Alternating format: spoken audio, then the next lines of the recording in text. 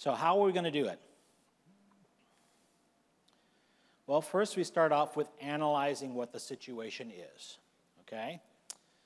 And that's where the task force came in. The task force charge was to take a look at the current program, take a look at what's going on in testing, and figure out if there was some other way of solving the problem. These are the members of the task force. If you look at the top list, a very good mix of individuals from a variety of backgrounds. And Cheryl is actually going to mention them by name at the closing part, so I won't go through that now. But I did want you to see that there's quite a few people that were involved with a lot of different expertise. And the objectives were to come up with the future structure of the certification. Remember I told you before that certification programs and testing programs go hand in hand. You can't have one design without the other, okay? And you need to look at the structure of the examination process, and then you've got to come up with the vision, the path for actually completing and implementing this process. So those were their objectives. So they reviewed changes in testing, they looked at the new technologies and new concepts, they gathered input from the community, and believe me, there was a lot of input from the community.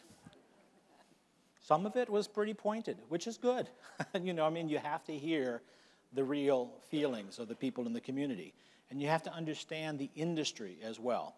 Now, in my vernacular, industry means the interpreters, and community means the entire environment, which would include the consumers and the employers and the interpreters. So then you start the review process.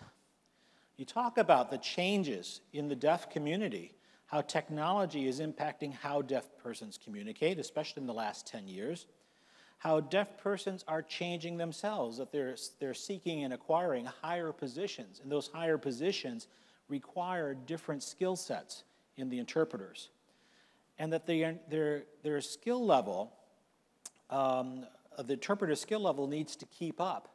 And the thing I heard over and over and over again was that the consumer needed to be able to select a person and know that that person was going to represent them correctly and adequately and express for them to be their voice.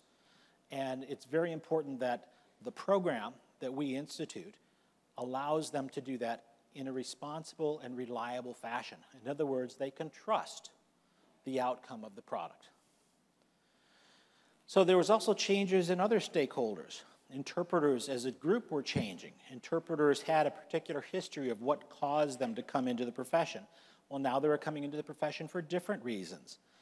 They may not interact with the deaf community outside of their job. This is fundamentally different from what the case used to be. There's now a lot of this remote interpreting. They said in the old days, you could find an interpreter in your community and have a pretty good idea of how good he or she was because they were part of your neighborhood, part of your group you interacted with. Well, now, things are done remotely.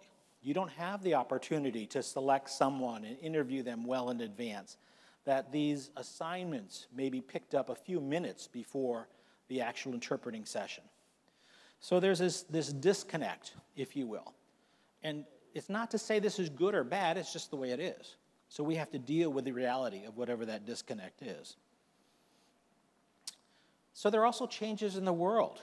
State and federal governments getting involved in regulating the industry. State licensure coming into play. Interpreter salaries fluctuating. Opportunities to service people all times of day, to act as an interpreter for people that are miles and miles away at all different kinds of time. And the career choices changing. So, then we get to the questions about test validity. The perception that the test is not valid and reliable. These, by the way, are obviously quotes from the information we got from the community. It is unpredictable, does not represent the interpreter's true skills in the industry. The unreliability of the passing performances in now NIC certified interpreters have left huge credibility concern. Credibility is a very important thing. And if we don't have credibility, we don't have much of a product. The levels have lost the credibility in the community. Two issues here. Levels. Again, I mentioned before that levels were a very big issue when we started this program. And credibility. We also heard about the scoring, this idea that the people that were making decisions about the exam were not really understanding what they were doing and the connection to the people taking the exam or the community. How the rating system was done was being questioned. Is it subjective? Is there bias? And the interesting thing, and I think this is very natural, that people wanted to understand the scoring process, and they weren't able to do it. If you tried to explain the scoring process to someone who wasn't deeply involved, they would go, huh? I'm not quite getting it. It's very difficult to understand. So these were some of the concerns that we had. Obviously, the task force said, it's time to get on a different track. It's time to move the NIC down a different road. Now I'm going to talk a little bit about concepts of certification. And this applies not only to the NIC, but it applies to all certification programs. A certification is essentially a warranty. It's a warranty that the certified person has the knowledge and skill to perform a given task or set of tasks at a given level. Very, very important. It's not that they're going to meet your every demand. It is that they are going to be able to do certain things that you have to explain. When I explain to you that this person can do something, I have to tell you what that something is, and I have to tell you at what level. So the analogy I always use, let me back up then.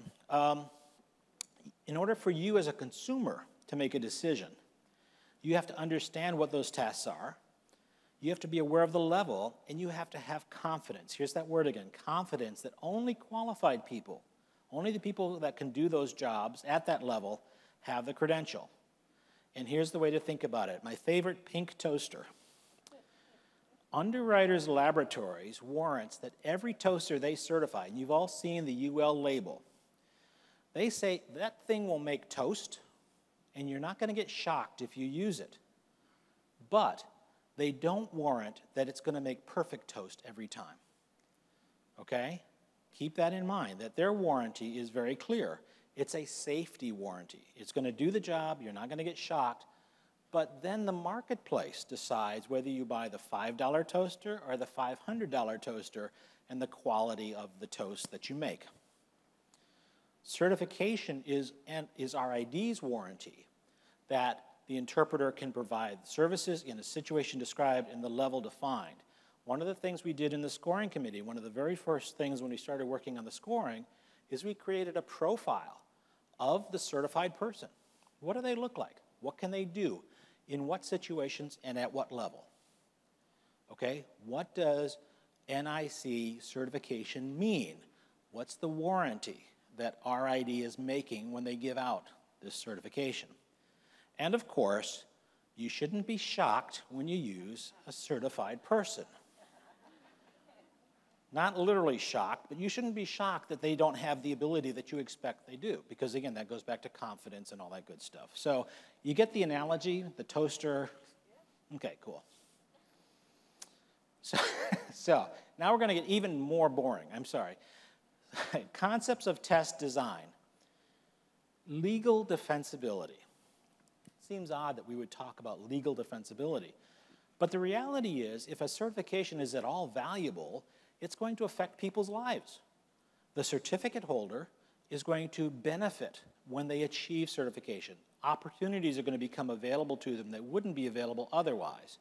If they are denied certification, they might decide that, hey, that's not fair. Something wasn't done correctly, and they might sue you. I've been to court many, many times defending certifications. We never have lost a case because we always build them correctly. But it's still, the more valuable the credential, the more likelihood is that you have to defend it. And even if you never have to defend it, the fact that you've prepared to defend it means you're going to do the job correctly from the beginning. So the legal defensibility is an important issue. Validity. We've heard the word validity thrown around and thrown around and thrown around. People think it means a good test. It's part of a good test. It's not the only thing. What validity truly means is that I'm measuring the skill that the person needs to do the job. And I'm not measuring anything else. What causes things to be invalid are I'm measuring the person's test-taking ability. I'm measuring their reading ability when reading is not part of the job. I'm measuring their ability to do something else. Or I'm not measuring what it really takes to do the job.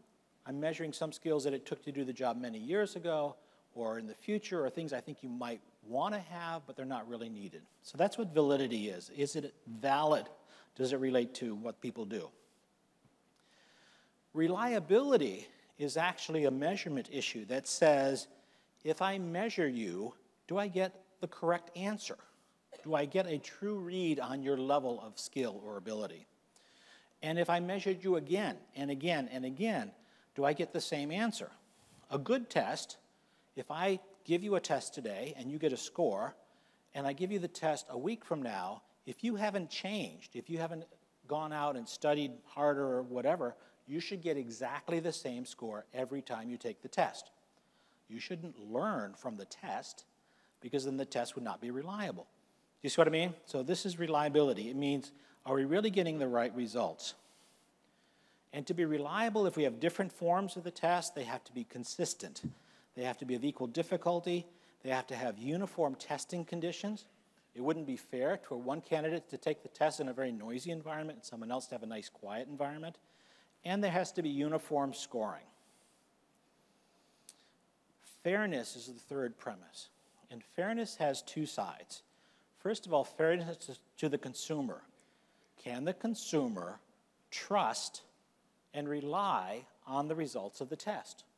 It has to be fair to the consumer, that we are giving out the right scores to the right people, regardless of the situation, that the person is getting their correct score. And then there's also fairness to the candidate. Does every candidate have the same opportunity? Or do things like luck of the draw of a rater influence how you might perform on the test? That would be unfair.